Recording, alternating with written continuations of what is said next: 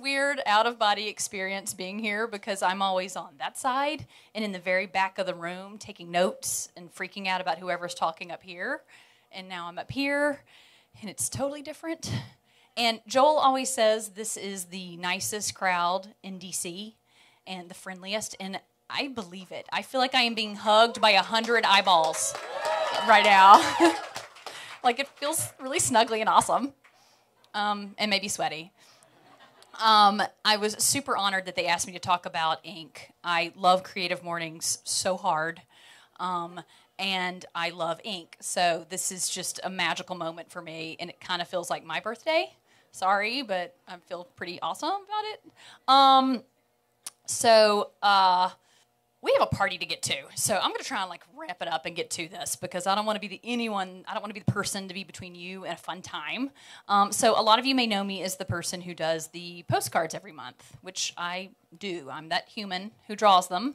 I listen to the quotes, I draw them, we talk about it, and I love this. This is a side gig that I do, and I have a lot of them. This is clearly one of my absolute favorites. But I collect side projects. Like a sick person, I just hoard them. But if side projects, let's say if that was my vehicle, my creative vehicle, then ink is my gasoline, okay? That's all that I do. And so we're gonna talk about that in a minute, but I kind of want to go back in like the way back machine, about 13 years, and talk about how I got here. And yes, eventually it was a plane and a car and whatever, but I mean like got here. I had planned to bring a big portfolio to show you, but I completely left it in my apartment, so I'm going to describe it, because that's what actually got me my job. Quickly, who here got offered their dream job right out of college? 2 of you? Get the fuck out of here. This talk is not for you. I mean, I love you, I'm sorry. I was not one of those lucky ones. You know, you go through high school and you're the freshman and you're the bottom, and then you work your way up and you become the senior and you're feeling on top of the world. And then you get to college and guess what? You're at the bottom again, and you work all your way up to get to the top, and then you graduate and you get into the real world, and guess what? You're at the fucking bottom again. And I went to Mississippi State University. You can probably sense a little accent happening here. A few more drinks, it really ramps up. I promise I'm going to switch slides in a minute. I just got to get through this. You're all like, Jesus, woman, do it. Anyway, so I graduated top of my class, won a lot of awards. I was feeling confident and invincible and a little cocky, and thinking, oh, I'm going to get jobs everywhere. Of course I am. No, I applied everywhere. Boston, New York, Raleigh. Nobody called me back. Nobody was going to interview the little girl from Mississippi State University. I thought I had a solid book, but, you know, it just didn't work out. So I left and I had to live with my parents for 6 months. And I love my parents, and you're going to see that later on. I love them more than any of you love your parents, I promise. But I had to get out. Like, Mom and I were fighting over stupid things, and it was time. So I finally got a call from a girl in Fairfax, Virginia. She saw my work online and was like, look, I'm leaving my company, and I need to refine my own replacement. I'd like it to be you. I was like, oh, okay, sure. I looked at the job. It was not my dream job. It wasn't ideal. But I thought, well, you know, I want to be in New York or Boston. DC's like almost there. You know, I'll get out of Mississippi, and I'll get there, and then I'll have a DC address, and then people take me seriously. I had never been to DC in my life. I did not take a school trip like most of you. I had no idea. It was just this like magical world of marble and suits, and I just was like, no, I'm not going there. But I thought, well, okay, I need an address. This is going to work. So I had to buy my own plane ticket. Bought my own plane ticket. And I had a portfolio that's probably at least the size of whatever you call this case that holds all these equipment things. It's the size of most of my friends' kitchen table. I have friends that are actually smaller than this portfolio case. It's gigantic. It's like luggage where you have to carry it with 2 hands. It was a big hard case, and you mount everything on boards. Well, when you put 25 mat boards in, in this thing, it becomes extremely heavy. I had to wrap duct tape around a washcloth just so I couldn't get blisters. Well, I had to check it into luggage, check it in, wrap it in a box, etc., etc. I get to my interview, and this is 13 years ago, so imagine my accent now. Take it back 13 years, okay? Just process that. I sit down, and my soon-to-be boss is like, I feel weird, like uprooting you from the South, and I feel a great responsibility, and you're just a sweet little girl from the country sort of situation. I was like, please, do not worry about me. And I was like, look, here's the deal. That portfolio is so goddamn heavy, I do not want to get back on a plane with it. What I would love to happen is that you offer me the job now. I'm going to put it in the corner, and in a month, when I move here, I'll pick it up. And he just like blink, blink, blink, and he's like, okay, fine, you're hired. All right, that worked. So I slid the portfolio over, did not have to fly with it, which was awesome. And that is how I got my job here. And I made the best of it. I learned a lot, thank you. And then I went a whole spew of other jobs. I get the 2-year itch, maybe 1.5. I have an attention span problem. I just kept going and going and going. Well, finally I found a job that I was actually like, hey, I'm feeling pretty good. I kept thinking like my job needed to be everything. My job needed to pay the bills, get my teeth worked on, fulfill me, be creative, give me high fives, hug me. And that's just a lot of pressure on your job. It's just too much. So I realized that I needed to start a side project that would fulfill me creatively while my job did my jobby job. It paid the bills and stuff, and I didn't hate it. So I was like, hey, I can do both. I'm actually going to change the slide, guys. So this was my first venture into pedestrian typography. Ellen Lupton, anyone know her? Yeah, she's amazing. I saw her speak 1,000,000 years ago at an AIGA conference in Memphis, and she did a whole talk about bad grammar and punctuation on public signage. And I was like, oh my God, we were separated at birth. And now I have a digital camera. Let's do this. So with my digital camera and blogger, I started taking photos of pedestrian typography. I walked the streets. I took my lunch breaks when I traveled. I took more pictures. I did neon. I became obsessed. And every day for 1.5 years, I posted a picture. And soon people started sending me their pictures, which was pretty awesome.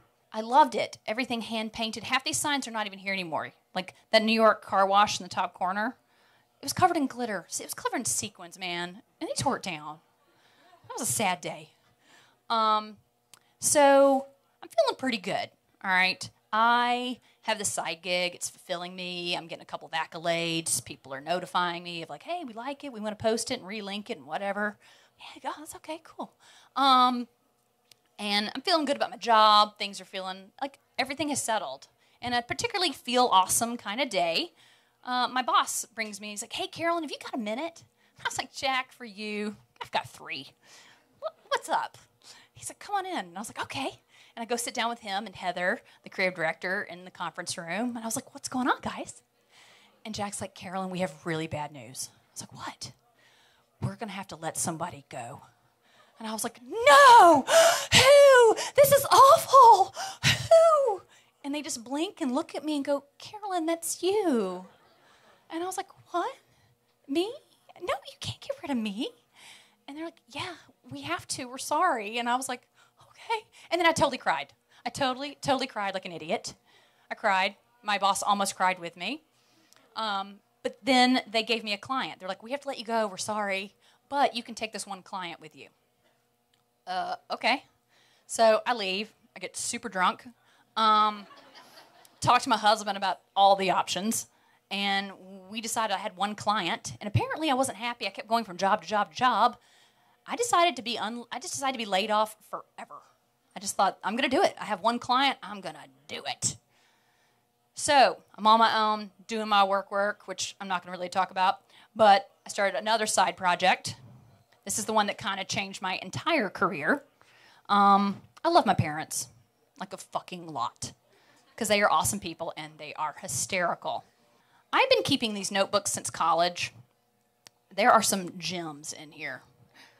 I mean, the puns, paternity test, prescription, spools and love. I just was writing these stupid puns and funny things people said, but I didn't have anything to do with it. I just kept them in my pocket. And finally, I figured out what I was going to do with them. So after going to a recent family funeral, I decided I need to send a love letter to my parents. I needed them to know how much I love them. So I decided to send them a love letter for 365 days. I hand drew and mailed them a postcard every day for a year. These are just a few of the internet's favorites. We had a whole bunch of them, a whole year. The post office in tiny little Canton, Mississippi, got really into it. Mike, the mailman, got really into it. If I skipped a day, he got upset. He would ask Mom and Dad, is Carolyn okay? We didn't get a card today. The whole office is wondering what's going on. I mean, this is a teeny tiny, like, country bumpkin post office. So after a year, I decided to have an exhibit at Fathom Gallery, which is on 14th Street, right by Thingamajiggy, Bertram Barley. All my family flew in. It was amazing. People pointed at things. I didn't even have to ask them to do it. They just pointed. It was awesome. So that was fun. Well, clearly I couldn't stop because that was amazing. That was just, the universe came back and like high-fived me. So I was like, I got to do more of this. So then I started sending postcards to my peeps, my friends. So they get a little different in language. Lots of booze involved. I'm just going to leave this here for a second.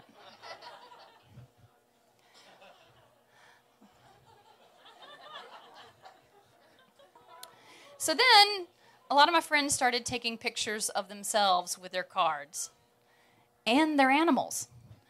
Notice that all the dogs look really distressed, very upset. But Sirloin the cat does not give a shit. She's like, bitch, please, I look good in this postcard. Then I did postcard board. I thought, I'll do it on postcard board. Because I have these new acrylic markers. Why not? Which was super fun, but postage was absurd. A lot of them got sent back to me telling me that they bent and they were unhappy. But I thought they were fun. So then another side project, sketch notes. So I have a terrible memory. Anyone who's met me knows that. I have a short attention span. My friends say that I have ADOS, attention deficit ooshiny. If there's anything glitter, I'm like deer in headlights. I'm like, what? And I'm not really good at sitting still. So I take notes. And my notebook is my memory, basically. And my pen is my hearing aid. It's how I focus. It's how I listen. And no, I may not be watching you with my eyeballs when you're talking. I'm watching you with my ears. And that's how I roll. And you probably see me at all of the Creative Mornings doing this exact thing. That's Philippa Hughes. She spoke a while back ago, and that's a before shot and then the after shot. I use a lot of ink. This is just a sampling of how many I've done. I cover a lot of surface area. I don't like white space. I don't know if you've picked up on that. So usually I draw sort of the skeleton on the left, and then I go home, and I put on like an NCIS marathon. I love Denozo. And I draw forever. All of these side projects have led me to some really cool collaborations and publications. Some cool t-shirts. Who doesn't want to have fuck you and your hugs on their chest? Creative Mornings. Tatley, the owner of Tatley and Creative Mornings, saw my shit just got real and wrote me. It was like, we want that to be a Tatley. I was like, okay, sure. Finally, after 10 years, got into communication arts. 10 years since college, been trying to get in that damn magazine. And you know what got me in? My sketch notes. Not my design work, not a paid work, my sketch notes. And turns out that most of the stuff that gets me published or in books are my side projects. I don't know why. I think it's just the passion projects, the ones I just get to really have that freedom and do what I want. I don't know, but that's just how it works. To my husband's annoyance, I am not motivated by money. So I'm going to end with, because it's hot, I'm going to end with 10 nuggets of insight. These are not pearls of wisdom or anything. They're just these little things I've learned along the way that I hope will help you. Everyone is replaceable. Wah, wah. I know, kind of a downer. But it's true. But the thing is, if everyone's replaceable, that means you could be the person that replaces that person. Circle of life, y'all. Perfection is the enemy of making. Like, seriously, quit trying to make it so damn perfect. It's okay to show the wobbles and let it be, let someone know a human touched it. I just feel like when you try to make it perfect, it's just, you're losing it. Work for yourself, not by yourself. I'm not telling you all to leave your jobs and go work for yourself. Please don't do that. I got let go. I didn't have a choice. But I found that I worked for myself, but by myself in my house for 5 years, and I got weird. My husband's like, sweetie, you're not bathing regularly, and your elastic pants collection is sort of out of control. So I started going to co-working space, and oh my God, I like people, and felt myself super productive, and it's just good to bounce ideas off of other humans. You can try a cat or a dog, but it's just not gonna work. Hug the haters, because they totally hate that. They do. Someone says something mean, just hug them. It'll drive them crazy. Pleasing everyone is the shortcut to beige. Think about that. When you try to please 1 million people in levels and levels of a corporate company or whatever you try to do, when you make everyone happy where they all go, we like it, that work is basically a pair of khakis from Sears. That's what's happened. The internet never forgets. Once you tell the internet, hey, I'm going to post a thing every day for a year, hey, guess what? She's going to remember. And she's going to hold a grudge if you don't. She's going to get angry, and she's going to leave nasty comments. But if you do what you promise, and you do it every day, or whatever you promise you're going to do, she is amazing. The internet can be your friend, but you got to play her game. Nothing great ever happened from being comfortable. Like, did you ever hear some great stories, some great invention where someone's like, I was just kicking back, smoking a doobie on my fat boy, and I'm just, feeling really good about myself, and then this amazing idea happened, and I created it. No, that doesn't happen. Be uncomfortable. It's okay. That tension's good for you. Moderation is for quitters. I'm not even going to explain that one. I'm just going to let you do what you want with that one. Take your work seriously, not yourself. So many people get so wrapped up in I have to be this way, I have to look this way, I need to wear all black and, be super serious, or I need to behave this way and talk this way and say synergy and crap like that. Don't. I say words like dork and like and goober, and people still hire me. And finally, I have to do this. I have to just get out of my dumb head where I'm overthinking it. I'm processing it. I'm trying to make it something so complicated. And sometimes I just need to get out of my head and just do. So quit thinking and start inking, or whatever it is, the thing that you do that doesn't rhyme as well. Just insert something. But yeah, quit inking and start inking. And when you're done, enjoy some drinking.